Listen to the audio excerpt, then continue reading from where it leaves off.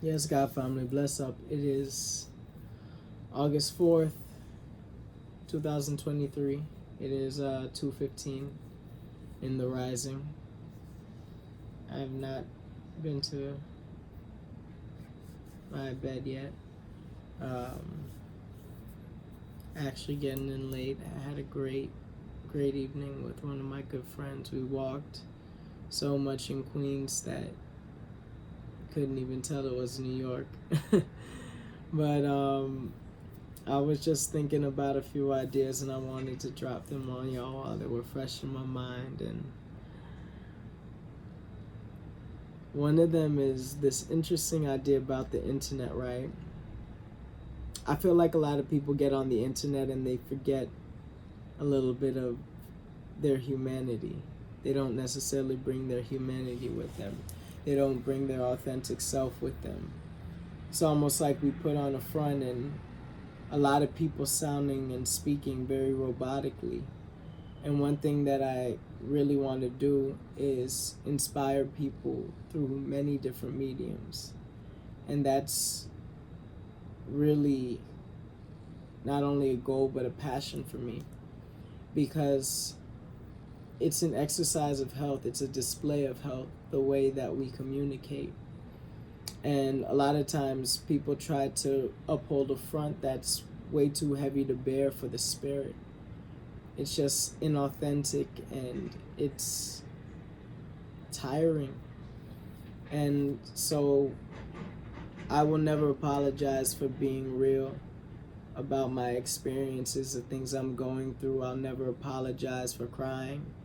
This whole idea of men and boys don't cry is rubbish, because once again it's trying to stop people from really expressing and feeling and being in their truth. And I want to be the total opposite of that. I want to be radically honest and a radical lover when it comes down to being able to talk about certain things that may be taboo for some or maybe fearful for others. And this idea of grief and afterlife and really being able to express, feel, and go through the emotions of these things, because really there's a part of us that we feel so in shock when a loved one departs, and you gotta grieve in order to breathe. You have to allow those emotions to flow and to be felt. And I've been thinking deeply about this concept of losing a loved one or loss. And when you think about a loss, it's almost like, a game that you are a loser, or you're being robbed of something or deprived of something, or you're unable to find something or somebody. And I've just been thinking about that concept a lot deeper. So many of you may already know August 2nd, my mentor, my godfather, Clifton Oliver, passed away. And as I'm thinking of this concept of loss, it's like I don't feel like I lost. I feel like I gained an angel and a deeper appreciation. And I said this at my father's funeral as well. And though many people may not understand now, it's being able to feel the feels and go through the emotions of whatever you may be really vibrating on in that moment, to then come to an understanding that, hey, I am so grateful that I had such a beautiful person in my life. And the fact that they were there, they are there, they're still there, just in a different way. Science tells us energy never dies. And so for me, I feel the energy, I feel the spirit, I feel the impartation and the imprint of my ancestors on me. My father, my godfather, and even the ancestors that I may not know that really I'm carrying their information, I'm carrying their DNA. So I give thanks. I give thanks for life. I give thanks that we're able to even share space, and I celebrate that. I celebrate my mentor, my godfather, Clifton Oliver, for the amazing person he was, and I gained so much from him, so I can never consider it a loss. Earlier today, or I should say yesterday now, a close family friend also transitioned to the afterlife, and I'm thinking about her and just how amazing she always has been to my family. And then I'm thinking about how she was really struggling in her battles as well in terms of her health. And there are times in this life where people will begin to really combust in this physical body, and the spirit really wants to be free. The spirit really is craving release, and the Most High will call his children up in order to release that sickness, release that burden, release that weight, release that pain. And though it may hurt us who are still here, and we may feel bad, we may feel sorry, we may feel all these things, I think ultimately we have to find that gratitude and just love and appreciate the laws of life and nature, and the fact that these are going to be reoccurring instances with all of us, where we're going to not only see loved ones go, but we're going to go. And where we go, well, it's the afterlife. For me to try to break that down and explain it, that wouldn't be authentic. But what I will say is that a part of my trust in the next lifetime is that we really do become more in tune with our spirit, 100%, and less in tune with this physical idea. And the implications of that is that the ego is released. The worldly concerns and needs and the idea of materialism and superficiality and money and hypersexuality and all of these burdens are just released. Sickness and torment and peer pressure, and we're here on this planet to learn, to experience, to grow, to cultivate our spirit. And when the spirit gets to the point where it can no longer operate in this physical, it can no longer operate in this body, then we can't deny our spiritual birthright, because that's the one thing that is promised to us, that we are going to depart these bodies, we are going to depart this world, and we just have to be in such alignment and really accept all that has been laid out for us in terms of what life is truly about. If we didn't have an expiration date on this planet, I don't think we would truly appreciate life as much as we do, or maybe as much as we should for some of us, right? So I just want to reiterate the fact that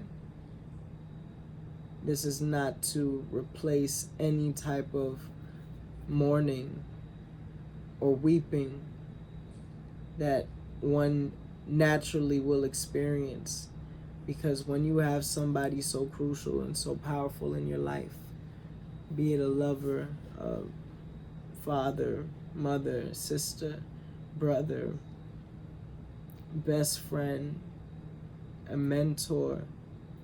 When these people do depart, there has to be some sort of transition within yourself as well, so that you can fully accept their essence, their soul, their memory into yourself, and really take the best parts of them and transmute that into who you are.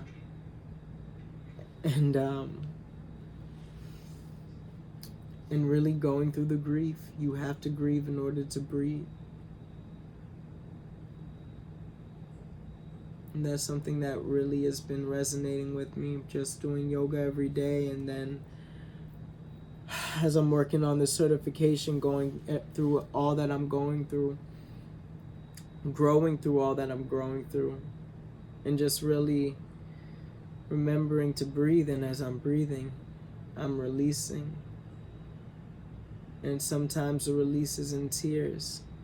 Sometimes it's in shakes. Sometimes it's in song. But the process is definitely to be experienced. It's not to be ignored. So I, am not trying to make light or make it seem like a light thing, because when it hits, it could be very heavy. It's been heavy for me.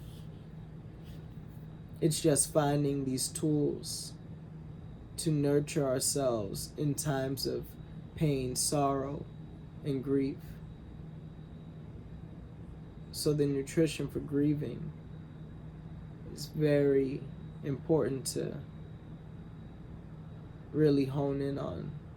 One of my god brothers, Jermaine, gave me that word yesterday, the nutrition of grief, and that really resonated with me to the highest degree.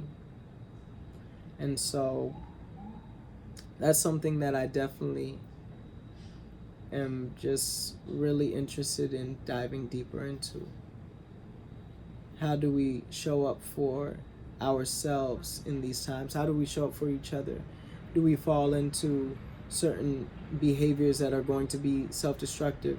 Or do we really take on and embody the best parts of our loved ones? And in a sense, really think about what they would want for us. And I think about Nipsey Hussle. I think I said this before, but he was basically talking in a song about how his friend passed away, and he was basically saying, if it was me, I would tell you to live your life and grow. And basically, to me, that's really saying that, hey, if any of us do pass, we would want people to really live their lives to the fullest. And there's peace and solace in that for me, because I know what my father wanted for me. I know what my godfather Clifton wanted for me. And even Janine, she just wanted so much love for my whole entire family. So, yes, we do cry, we do mourn, and these are things that we have to do. I also am learning that as you go through sorrow, you have to grow through it and make sure that you're not sitting in the soil, but you're actually blossoming into your higher self. Because these are all testaments and lessons that are truly catapulting you into your next chapter. My godfather Clifton, him and I were so synchronized. We didn't argue, we didn't fight, we didn't do none of that. We were just so in sync, you know, smiling together, watching movies, making food, doing just the most amazing things. And that comfort of having someone that you can really just flow with and bond with and be, you know, you can be yourself. It's important to really have those relationships in your life where you can never feel like you got to put on something. And that's what I was saying, like, even when it comes to this internet thing, I don't want to feel like I need to pretend to be anybody that I'm not. I don't want to ever feel that I can't express my truth. And when I see so many people who are doing that, it just makes me want to talk about it even more. Because this technology is becoming more human than us, where it's like now we are the computers. And I think a part of that is a lot of us don't necessarily cultivate our relationships that we're in as well, and really treat each other with that love and kindness that we truly all do deserve. But Clifton, man, he was a gem. The way that we aligned, and just so many amazing parallels. Both of us being from Florida, both of us moving to the city when we were 18. Him being Simba in Lion King, that being my audition song for colleges. Us happening to meet at a tap class at Broadway Dance Center, and him really pulling me to the side and helping me out. Here I am trying to figure out how to tap, and he's about to go do a huge show, Pal Joey, and he took the time to help me out. And he came to almost every single one of my shows. He brought gifts and flowers. I think he was actually one of the first people in my New York shows to bring me flowers. Just thinking about him makes me think about all of the productions that I've had the blessing and the privilege to be in as well. Things that I forgot, but he showed up for me. And it's so important to have somebody in your life to show up for you. And it's so important for you to show up in the people's lives, or the people that you love. It's so important to show up for them. Show up for the people you love, because it really has profound impact on the cellular level in terms of their overall well-being and their health.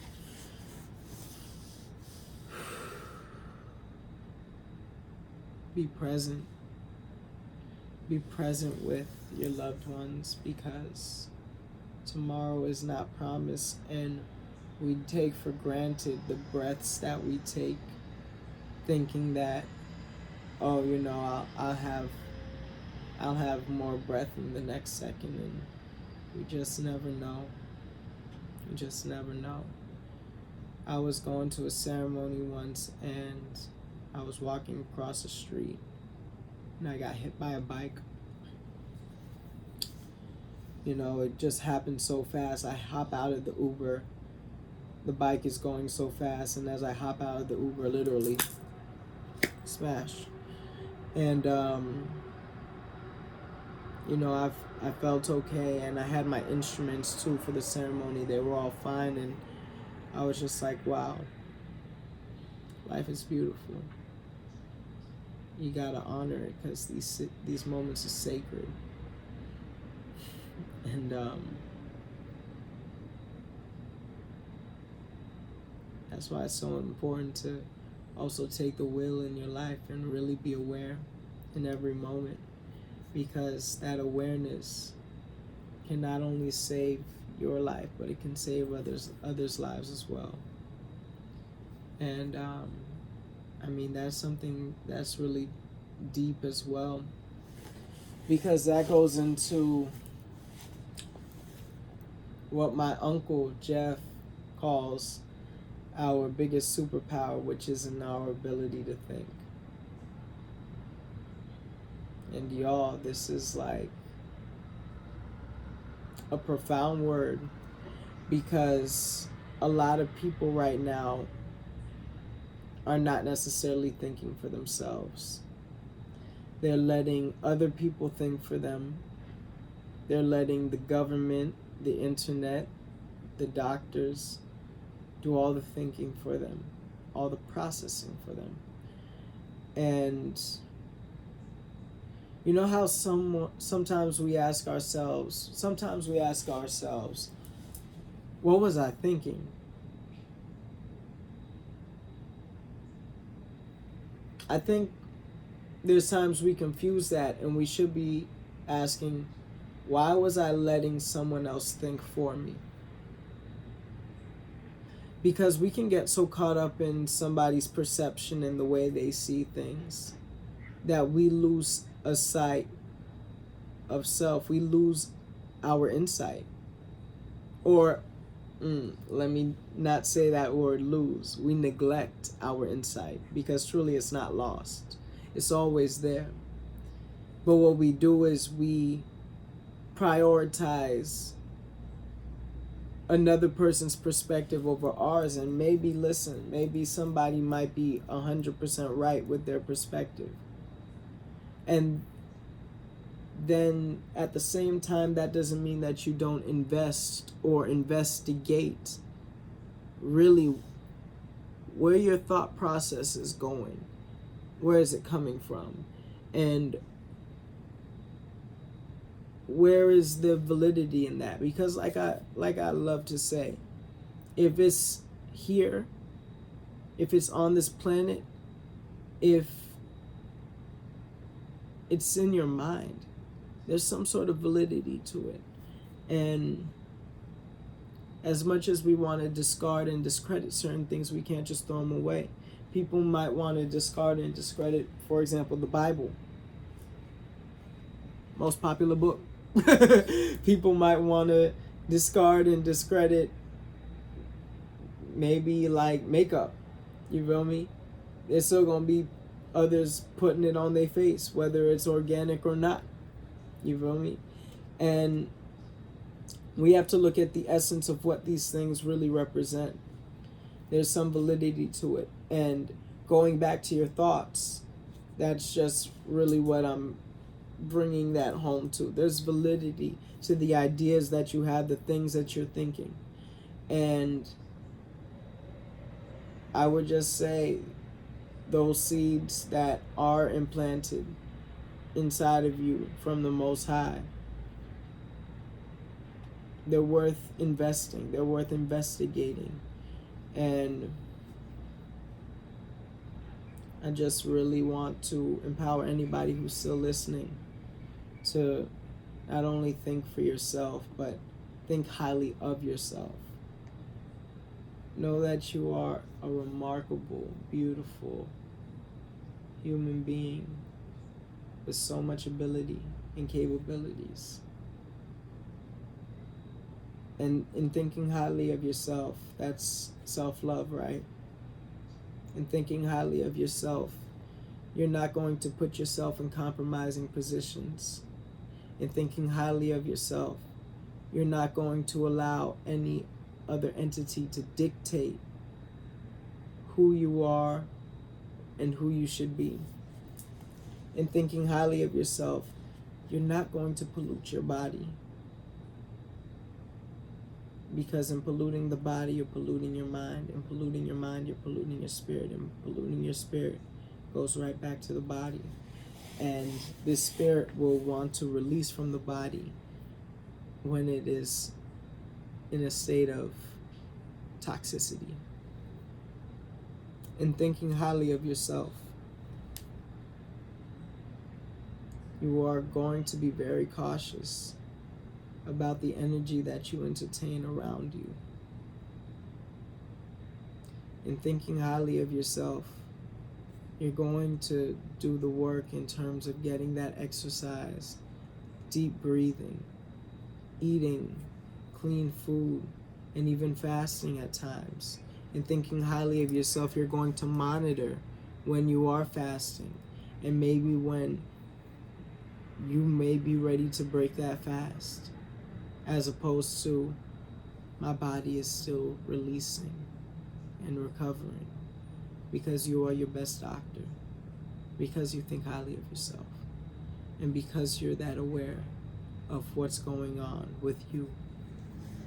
In thinking highly of yourself, you're going to cherish those people who have come into your life, and you are going to think highly of them by doing. Because yes, there's the thought, and then there's the action. So notice how in all of these, when you think highly of yourselves, it follows with an action. Love is an action. And in order to get that reaction that all of us crave, because we need each other, we are commingling and dancing on this beautiful dance floor called life. In order to really celebrate that to its highest level, we have to celebrate us to our highest capabilities. So I celebrate you all. I think highly of you all. I trust in your potential, because you have so much abilities to manifest. You have so many beautiful things that are only present in you, that you are ready to unlock. And so let's make sure that we're being very thoughtful about that, and we're emancipating ourselves. We are emancipating ourselves from this mental slavery and these ideas that make it seem like we're not capable. These ideas of doubt, this delusion of I'm not good enough, this falsehood of I'm not beautiful, because our designs are beautiful. Now just think highly of yourself, and don't pollute your body with the toxins that will pollute your mind with the unbearable thoughts that'll pollute your spirit with dark feelings. I love you so much, and I just I want y'all to know that my angels are with me at all times. So when you see me, you see my Father. When you see me, you see my Godfather. And I say that especially to those who may have had a loved one depart this planet. You didn't lose them. Congratulations for your gain. You gained an angel. Allow them to move with you. Allow your ancestors to help you navigate. Ashe, Hetep, peace, blessings, God family. Stay rooted.